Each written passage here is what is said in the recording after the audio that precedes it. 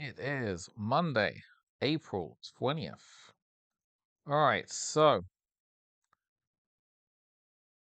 didn't actually break a new historic high today. What a surprise. Although the transports and Russell did, S&P settled down marginally, 16 points, 0.2%. We have no opening gap to be concerned about. We have two minor gaps, and we have the giant ceasefire gap.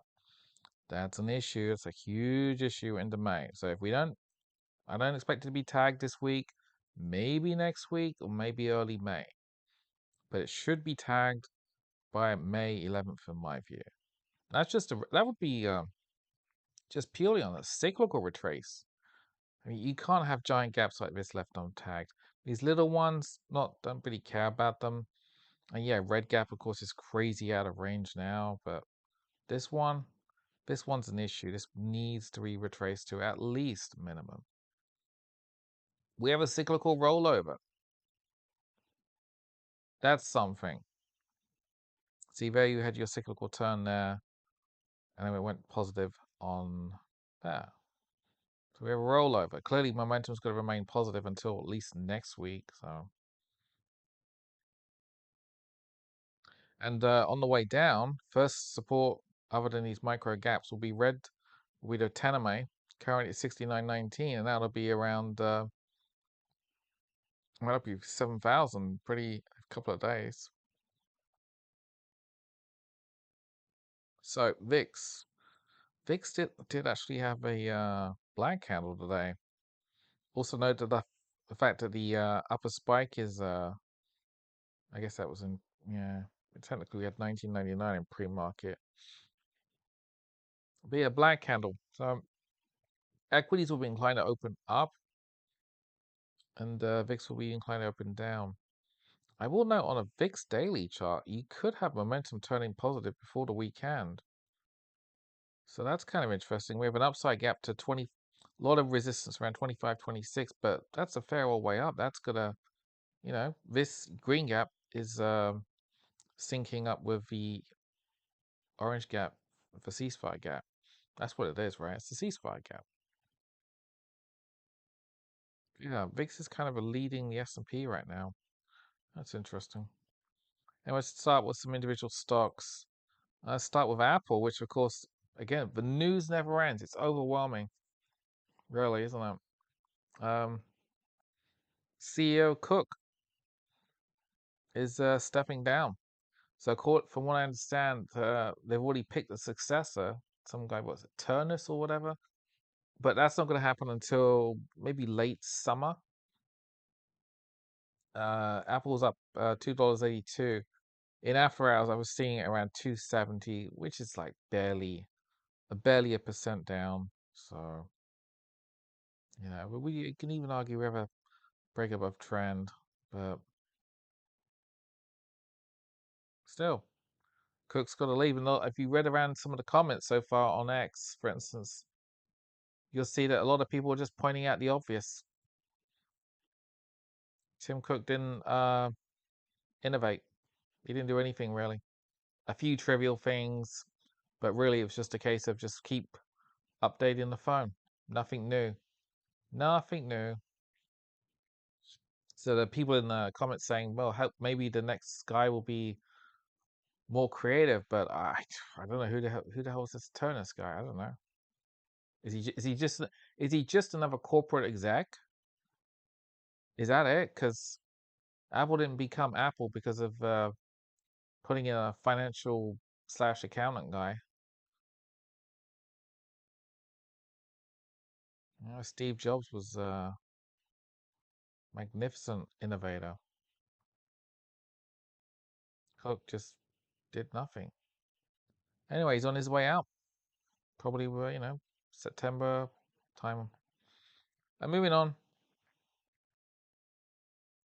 Archer Aviation, don't really care. Choppy.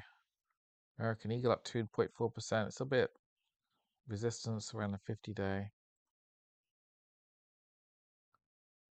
Best Majestic Silver. Friday had a black spiky candle, but it did initially play out because AG was red this morning.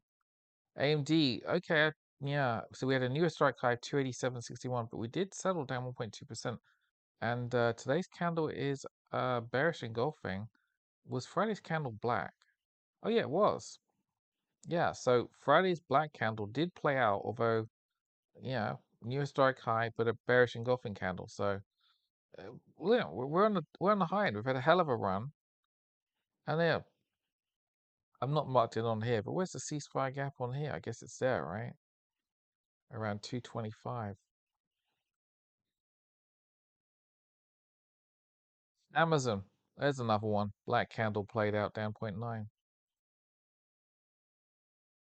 Friday's candle in American Express was spiky from the Tilda date, down 0.5%. Not much, but again, it's this is where you want to be looking for it to max out, and that's a pretty spiky candle on Friday. And yeah, this is interesting. Barrack don't care. Does Boeing have earnings tomorrow?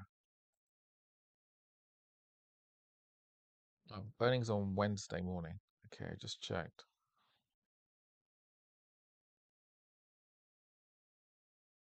Again, this another financial that's spiky or stuck rather. Blackstone has earnings early Thursday. Again, Friday's candle was spiky from resistance threshold, black, and it was down. It was only down 0.1, but still played out. Cat's powering upwards. Kamiko up 2.5. Carnival, that's a reversal candle that leans bullish for early Tuesday. Cleveland Cliffs had earnings which were mixed. Stock was down like 8% or so, settled down 2%, but that's a reversal candle, which is bullish for early Tuesday. I don't like it. Coinbase bullish engulfing candle. God, I'm tired and I'm fading away already. Just skipping through these. Jeez.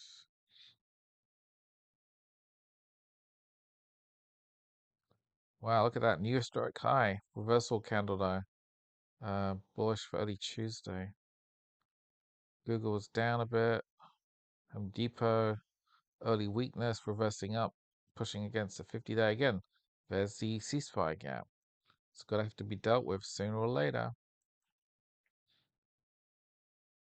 Intel, Friday's candle, black and spiky.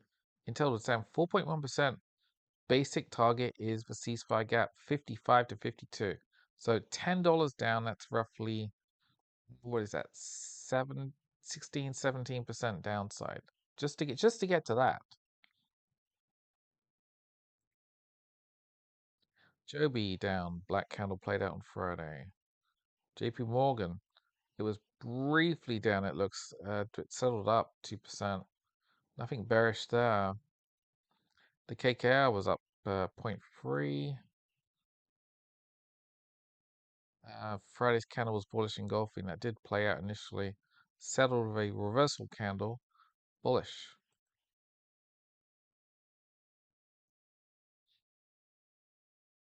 Meta's stalling around the 200-day. MP materials, yeah, there was a lot of hysteria in rare earths today. Meta up 8.5%. Microsoft, Friday's candle was black and spiky, settled down 1.1%. Green gap would be the more natural target, but that's a pretty good turn candle. We were overbought on Friday. We're not overbought anymore. Cyclically, we're on the high end. We have a rollover. That's net bearish for a few days. Micron leaning weak. Netflix. So Friday's candle was a reversal. We weren't initially. Actually, were we initially up? Actually, barely. But yeah, we settled down 2.5% because daily momentum turned negative, as expected. Short-term bearish. Nike up a percent. Video up 0.2.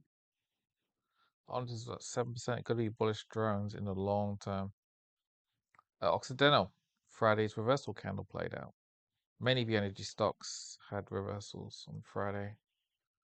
Palantir has a reversal candle that's bullish for early Tuesday. We are seeing quite a few stocks here that lean net bullish for early Tuesday. Rocket Lab was at 5%. That's right, they were upgraded by Stifel. Target powering up. Tesla down 2%. Today's candle is bearish engulfing from around the 200 day. Earnings are Wednesday, and I mean 392. I lean net bearish for earnings.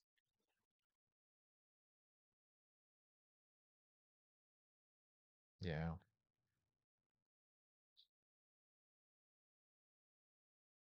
United Airlines, Friday's candle was black and spiky, settled down 2.8%, pressured by lower oil, correction, higher oil.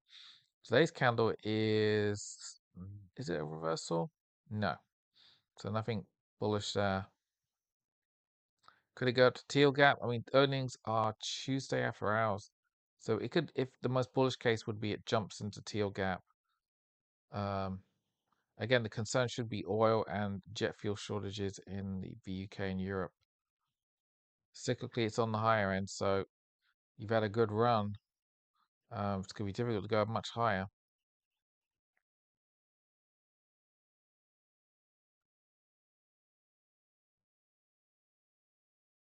Yeah, Exxon's another energy stock that had a reversal candle that played out. Let's jump to gold and silver. I mean, look, this isn't great, is it? Gold was down $38, 0.9%. Look at the Friday's candle is a stall from this green zone. Not great. Silver's kind of much the same, down 2%. You can argue multi-week structure is a bear flag. And finally, oil, which of course is what I'm obsessed with. So officially, commodity oil settled up $4.99, which was call it 6%, to 88.84. Today's candle is actually a black doji that is bearish for early Tuesday. Now again, some of these candles, these end of day charts, they include the overnight action.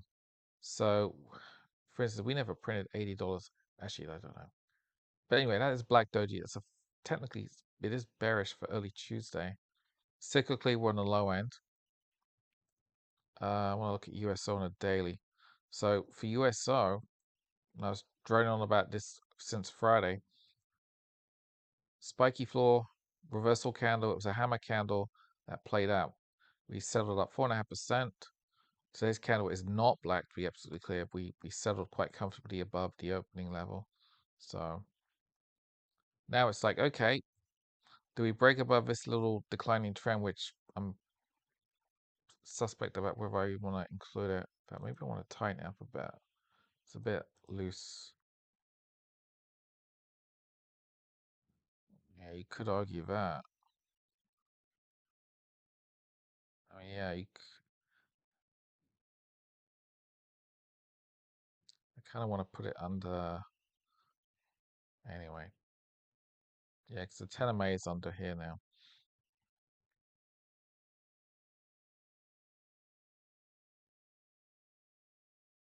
So to dismiss this declining trend, you want to break above a 10 of May. To be absolutely decisive, that's 130. That's $9 up. That's another um, 7, 8, no, 7% or so. It's doable. Um, Momentum's on the low end. Looking at an hourly chart, momentum's on the moderately high side and did actually roll over in the 3 o'clock hour. I will note that we settled on key price threshold that goes back quite a while. Look at this. The market loves gapping above or below this area. I've not marked it on this chart. It's on a smaller scale, but there's a gap of here of course, from the open. And you could argue this is just a choppy top and we're going to break down tomorrow to at least tag the gap. I'm open to that. On a 15-minute chart, So I woke up and oil was up 6% in pre-market. It was up like 3 at the open, I think, maybe 3.5. Clawed upwards and maxed out. Kind of got almost a double top there at this big threshold, right? Look at it. Look at this threshold. Also, it lines up with another gap, little gap there that was filled. So we have a downside gap. So the risk actually look at 15-minute. So I spent 5 hours just sitting back looking to buy, waiting for this damn thing to recycle, and it cycled down. But all price did was really mostly just churn flat.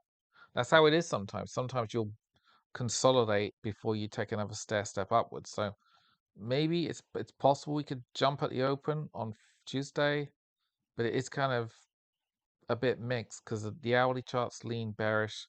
The 15-minute is low, but it's not super low.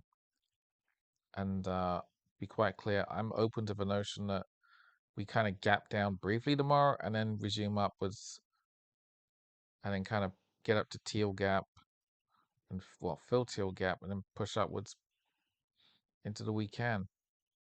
Big target really is 128. If we could gap above that, that would be great. But anyway, so I own a couple of blocks now. I picked up a second block around 2:30. So that would have been there around 120. I guess 122-ish. So yeah, technically down in position 2 or block 2. And if we do drop into orange gap tomorrow morning, my intention is to add third block. God help me.